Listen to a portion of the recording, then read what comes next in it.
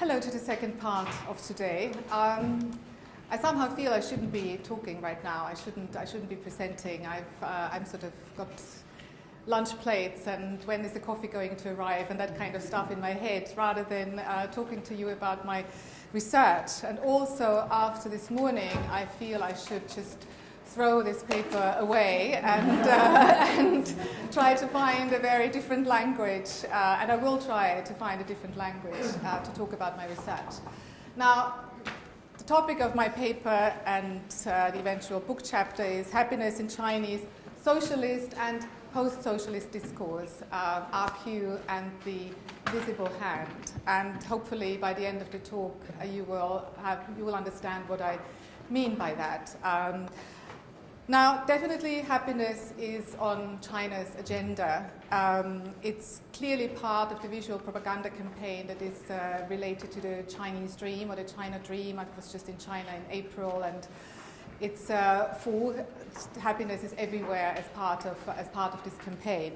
It plays, the government has declared target levels of happiness that Chinese citizens are supposed to be reaching in the year 2030, and if you go to Chinese bookshops, they're full, shelves full of books on happiness.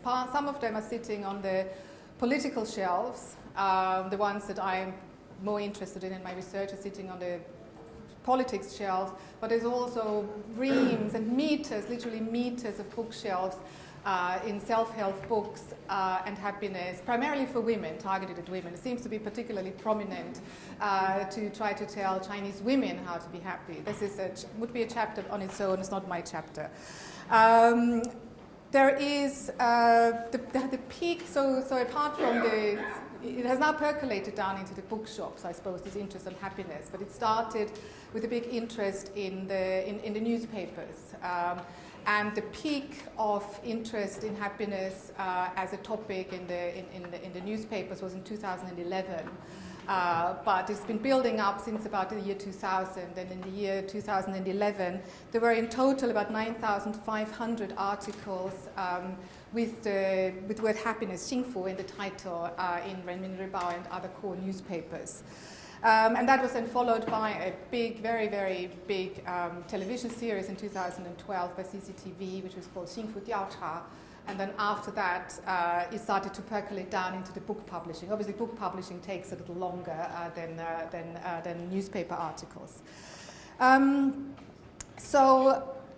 one of the key books that was published at the height of the sort of happiness interest in 2011 was by a man called Guo Mingyi, who is sort of the Lei Feng of the new era, who wrote a book that's called 幸福就是这么简单. So I'm just going to briefly talk about that later. Happiness has had a place in political discourse and philosophical discourse, for nearly thousands of years, and it's going to be impossible to trace all of that today. It's obviously part of ethics, part of political philosophy, but in terms of happiness studies, there's a field of happiness studies that has emerged in the last 10 years or so. In fact, a little bit more than 10 years, 16 to be precise. There's a Journal of Happiness Studies, which was founded in the year 2000. Again, it's impossible to give an overview on all the literature that relates to happiness and happiness studies, but most works will refer back to what is called the so-called Easterlin paradox, which is an economist called Richard Easterlin, who in 1974 with his research seemed to show that increased economic prosperity doesn't necessarily lead to increased levels of happiness.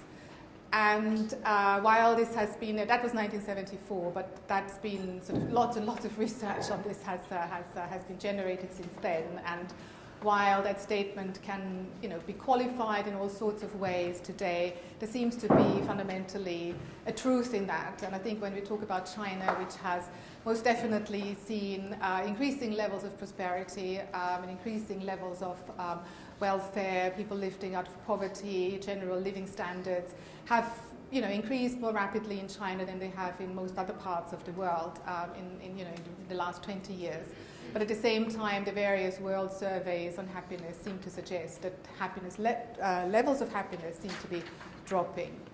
One thing I also want to say is that happiness, so I said that happiness is an important aspect of political ideas, political concept, political philosophy, and certainly is a key idea and target of socialism. I have said that the Chinese government today has declared a target levels of happiness that its people, as part of this whole China dream thing, are going to reach by 2030. But it's not something that's only just suddenly appeared in the discourse in China. So the idea of happiness and the equation, in particular, of socialism and happiness is something that dates back much, much longer. Primarily, part of my research is looking at sources of the 1950s. Zhongguo Qingnian, the China Youth Journal, and there was a big debate in 1954 about happiness. What's the meaning of happiness? And there was a very clear link made in the 1950s between becoming a prosperous socialist society and the idea of happiness. So I guess it's just to put out there a very strong point that I'm making is that this is not a new thing, and it's not necessarily a neoliberal thing, whatever that is. There is a close link between the ideas of socialism and happiness. So what interests me next then is to look at, I should have showed you that earlier. Moving swiftly on to the next one. So if there are targets, if there's a target to reach certain levels of happiness by the Chinese population, the question is how do you get there?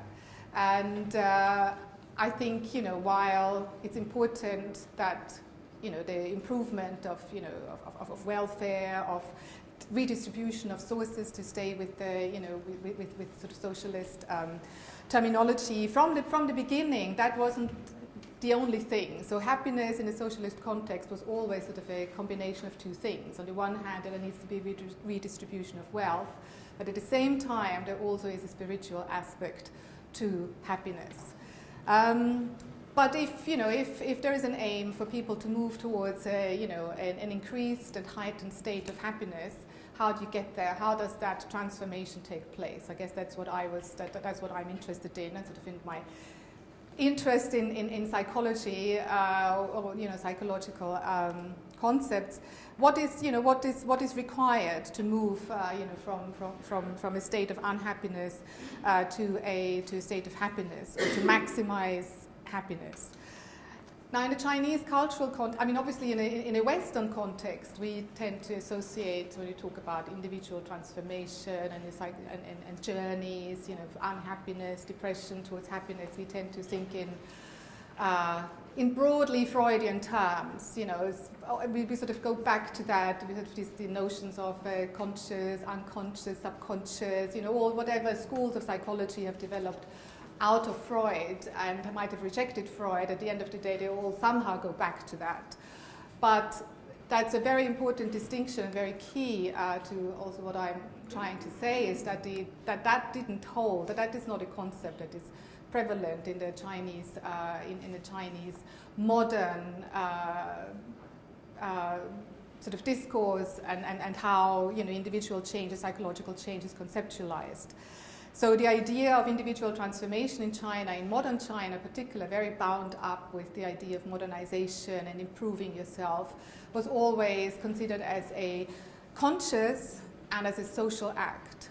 So something that you're aware of, that you are consciously working on, that you're consciously aiming to achieve. So it's, and it is encapsulated in this notion of Jingshen, the idea of spirit.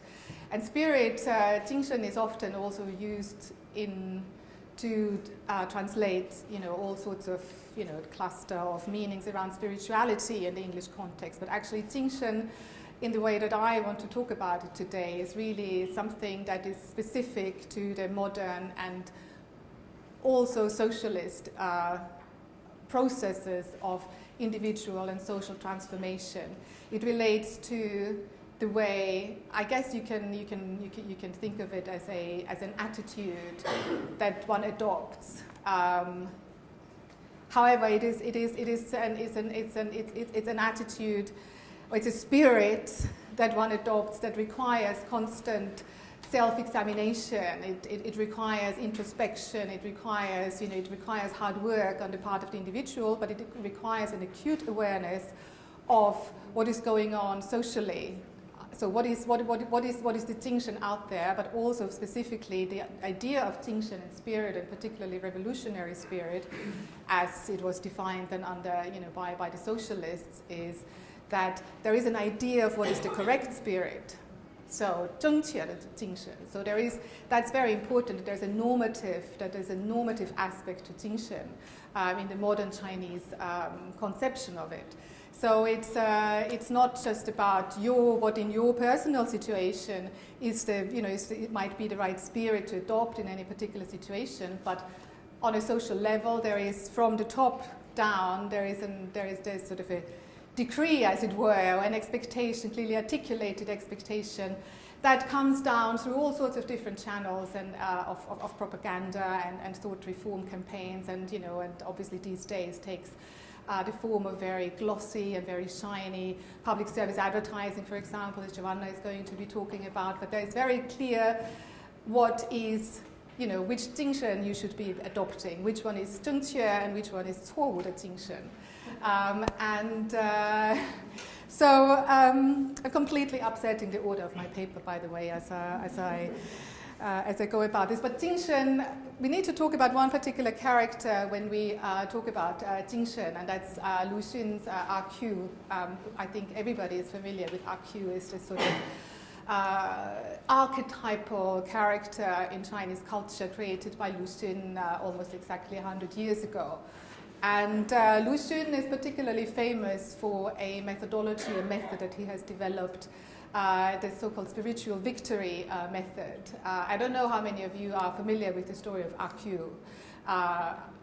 I'm assuming most of you are familiar with the story of RQ and his sort of ability to sort of wrestle victory from the most defeating situations, and basically coming out smiling and somehow seeing something positive in every situation that makes him look good and makes him feel good about himself, up until the moment when he's led to his execution. He's still sort of somehow, a little bit more difficult at that point in his life, but still somehow seeing the positive, somehow finding something worth celebrating in that moment. And RQ was, from a socialist perspective and a revolutionary perspective, RQ was everything that was wrong with the Chinese in the whole project of modernization in the 20th century. RQ was the kind of spirit and the kind of psychology that the Chinese had to overcome. RQ was sort of the symbol of a doomed China, of a sort of defeatist China that that was accepting of its fate and too deluded, I suppose, to know better. What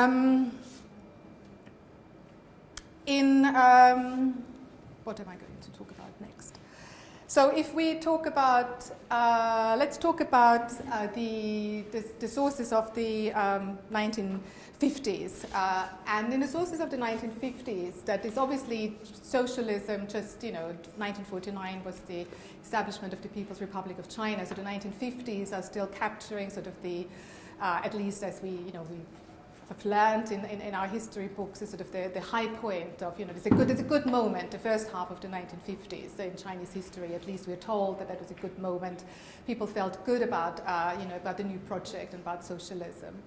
And yet, when you read this debate about happiness in the China Youth Journal, what you hear about is not about the lofty ideals of socialism and aren't we all happy that we are now contributing to this wonderful collective project of building a new society.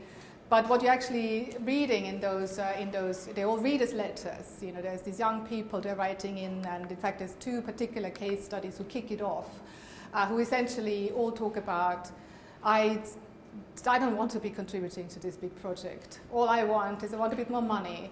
I want a girlfriend. I want to go shopping. I want actually something in the shops that I can buy. I want to have a nice house. I don't want to be on this oil field in Qinghai and sort of be looking at some sort of desert mountains all day with absolutely no prospects in my life whatsoever. And then, that was one big of the case study, and another one was about the opposite of a young man who sort of got tired of his state job and sort of left for early 50s. That was still possible. Leave and get into business, spend a lot of money, drink a lot, go out a lot, have lots of girlfriends, and just live a generally very hedonistic lifestyle that, by his own account, made him extremely happy. And in fact, it wasn't he who wrote in the letter. It was a concerned colleague who wrote the letter saying, "Well, really worried about him. He's got his values all wrong. What can we do about him?" And that kicked off a whole debate that went on over several issues. It essentially then concluded by the main propagandist weighing in to say that it's there needs to be a spiritual and a materialist aspect to happiness, and that it's this idea of collective values that should inform everybody's life choices, and that people and individuals should derive pleasure and happiness from working towards the big collective project. Now, today, the Communist Party is still very much trying to instill these kinds of values, and is still trying very hard to see to get the Chinese people to see the value of the collective and of the collective project. And it continues to, sorry, this is just a couple of images I wanted to share. Now, this is the sort of the 1950s, this is 1954, and it shows, the people's happiness, with all this idea of, there's a spiritual aspect of it. I love the idea where sort of the money really is the prominent feature in this poster. And clearly money is a central aspect of this 幸福. But there are other images, and this is the image of the Guo Mingyi, who I mentioned before, who published this book in 2011, which said 幸福就是 which is called 幸福就是这么简单. And Guo Mingyi is sort of referred to as the Lei Feng of the new era. And Lei Feng, again, I don't think I need to explain to you who Lei Feng is. The big, socialist. He really is revolutionary spirit, personified.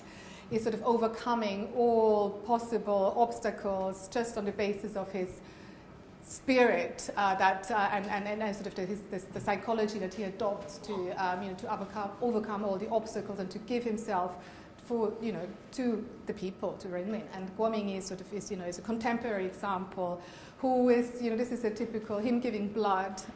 He's sort of broken all records in the amount of blood, his own blood that he has donated, and that, among many other things, sort of exemplifies his selflessness and work for the people. However, these are sort of, these images, Lei Feng, who continues to be invoked, and Guo Mingyi, now have to, unlike the 1950s, these images have to contend with all sorts of potential models of happiness that the Chinese people can now choose from. So China, I guess, is often referred to as a post-socialist society today, and I won't necessarily attempt any definitions because I've only got 2 minutes left. But the idea, I suppose, is of post-socialist that certain aspects of society and of the state have changed significantly through the influence of the market, while other aspects, like institutions, for example, continue to be very much still in place. And one of the things that continue to be very much in place is the institution of propaganda, or rather propaganda and its many institutions and its many the many forms and shapes that it takes in people's daily life. It takes the shape of role models, it takes the shape of public service advertising, the Ministry of Truth, that's sort of the moniker for the propaganda ministry. But one key element that also has been adopted by the Chinese government as something that is worth emulating, that is worth copying, that is worth following as an example, as a model to achieve happiness, is positive energy and positive psychology. This idea that it's not It's not what is around you that's making you miserable. It's what's inside you that's making you miserable. It's your attitude that's wrong. You can learn happiness. You just have to be more positive. You just have to take a different perspective on it. Just put a different spin on it. And the idea that you can study happiness, which sort of makes it almost a skill, which also almost makes it in the whole context of social discourse, also makes it sort of, if you have high social, then you know how to be happy because you know how to study your happiness. Positive energy, Derek is going to talk about positive energy, so I won't say any more about that. I guess I just need to explain the visible hand, and the visible hand. What I mean by the visible hand is while there are plenty of role models in Chinese society today for individuals to pick as examples of strategies to maximize their happiness, and Christianity or adopting Christianity or any other religion is one good example of it. The Chinese Communist Party definitely wants to stay in charge of, what or sort of provide the sort of leading role models in terms of what kind of attitude to adopt, what's the correct spirit in China today, to the point where we have target levels of happiness pronounced for 2030. To be happy seems to be the correct spirit in now, in contemporary China. It's an expectation that you have to be happy and that you need to somehow find the right strategy in order to achieve that. That is sort of put down to you as the individual, which then brings us back to our friend RQ with his who could be seen, I suppose, as an early proponent of positive psychology, in the sense that he sort of has this ability to change perspective on his outer circumstances that allow him to continue to exist in a situation of oppression, in a situation where really everything couldn't be worse for RQ, and yet he feels somehow positive and happy about it. So I'm just sort of ending on this question mark whether in China, in post-socialist China today, after a century of trying to overcome RQ and overcome the RQ spirit, RQ has suddenly become a role model and a way in which the Chinese population might be able to achieve its target levels of happiness in 2030. Thank you.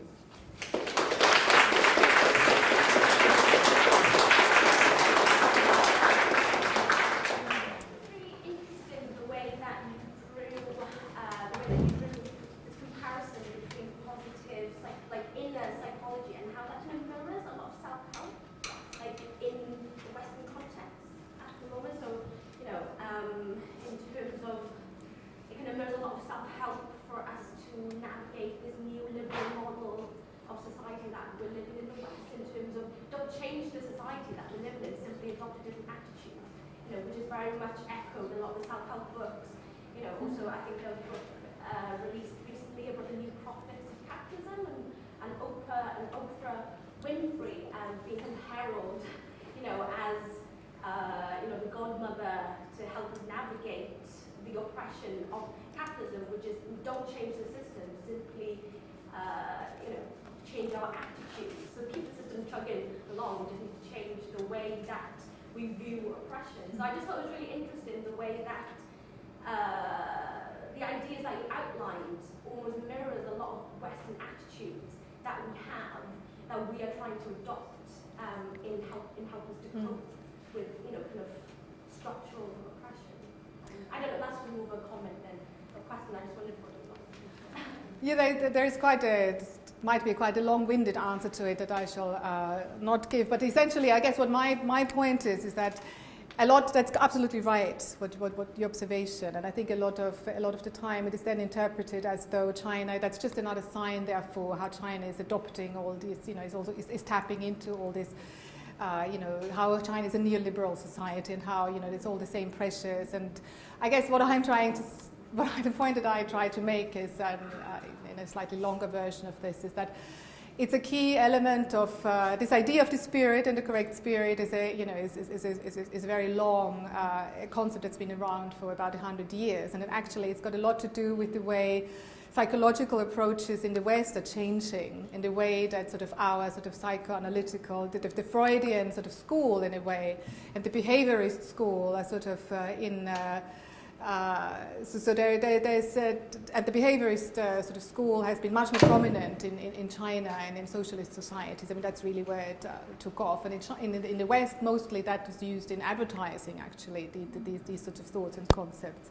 But that in sort of more general psychology, they are becoming much more prevalent in the West now. That it sort of seems to be falling out of love with, psychoanalysis and psychodynamic therapies and that kind of stuff. So I think it is more that, so paradoxically actually, and why not for once, it is actually sort of the West that is changing and going towards a sort of approach that actually has been around in China for much longer. And then the reason why positive psychology chimes so well in China is because it fits the bill, completely in terms of the sort of how the self and how changing the self is conceptualized. Yeah. Sorry, I probably didn't capture what you already talked when you talked about RQ. I was curious, wondering whether this RQ is can be interpreted as a Chinese version of positive psychology. If it is a Chinese version interpreted as a Chinese version of positive psychology, a new model, and then what are some of the differences? Do you think this RQ spirit differ from the kind of positive Western positive psychology, which really lack a moral orientation in its precepts, in its principle ethics, right? So can you probably in your longer version you talk about this RQ version, the difference, the comparison between RQ in Chinese context and positive psychology, also invoked and imparted, borrowed in China, the play out of the two types of positive thinking and positive attitude. I think I wasn't going into that much depth with my comparison with RQ, just in the sense that I haven't done a deep analysis of RQ as an example of positive psychology. It was more of an observation. I'm using RQ more as an illustration of the idea of RQ psychology and his spiritual victory method, how that was conceived and seen as for a good 100 years or so as something negative in China, and certainly by the socialists and the socialist project and the reformers and revolutionaries. RQ was sort of the symbol of how not to be as a Chinese person, or it sort of Lu Xun kind of depicted him in that way and was taken on as all that needs to be changed about China. And because the revolutionary project was about changing society, it was about changing the system, it was about changing the nature of the people as well.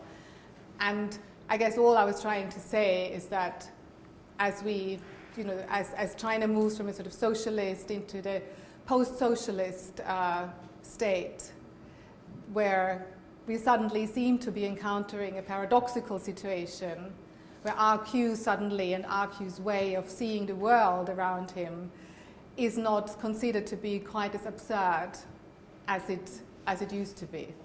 Okay, yeah, thank you. It's like the part of this fake happiness, use RQ as a way to... I guess it can be, depending on how you feel about positive psychology, I think RQ can sort of become can be a symbol for that.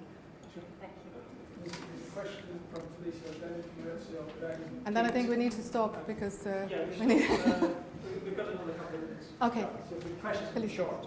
Yeah, so outside of positive psychology, etc., how much do you see that there's a certain yearning, at least in parts of Chinese society, to go back to the roots?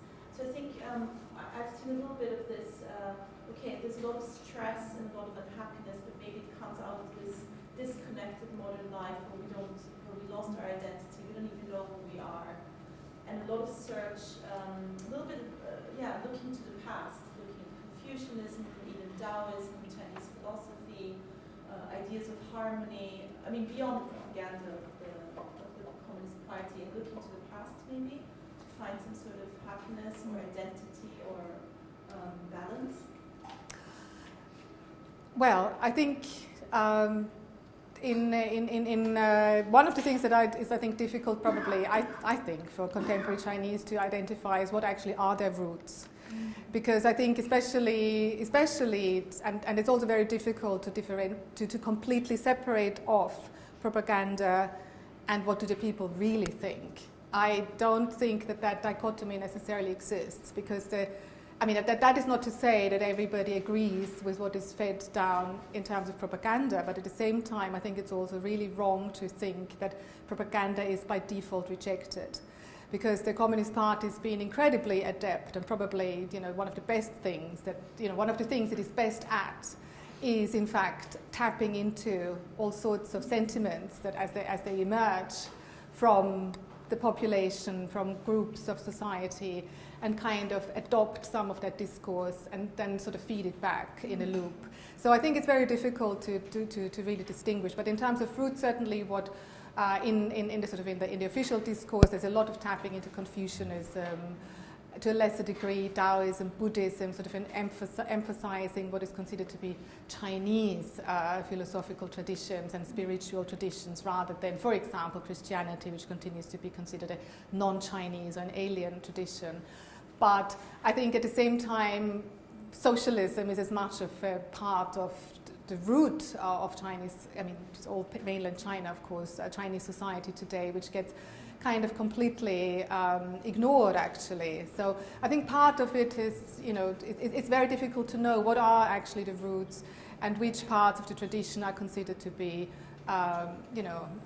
worthy of exploring and endorsing this whole Chinese dream, and which part of Chinese traditional China's roots are best. And I think there's a fairly clear steer provided. So that, I guess it relates back to this idea of Jingsheng, and that there's the idea of, what's proper and appropriate, and what is plain wrong and inappropriate. So there's a lot of tapping into traditional, always in inverted commas, I think, of sources and resources of ethics, morality, and sources of happiness, but a lot of that is also directed and guided. I don't think we're going to have time to take any more questions if we want to keep the schedule. Yes, we need to schedule. In the break with, and a lot of these themes will be coming back in other papers as well.